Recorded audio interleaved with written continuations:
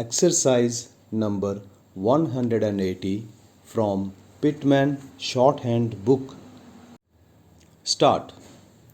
Owing to the peculiar circumstances of the case, such a course as you suggest is out of the question, and you will have to follow the procedure in accordance with precedent. Stop.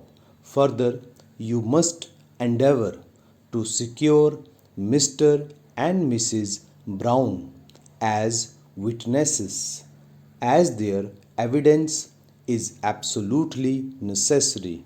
Stop.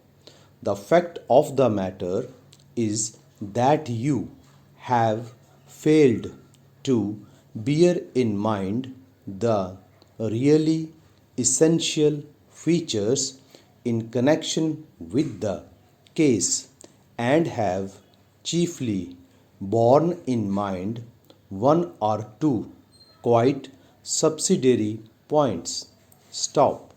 Side by side with this, you have unfortunately displayed a more or less vindictive spirit, which, in our opinion, can only be prejudicial to the success of your claim.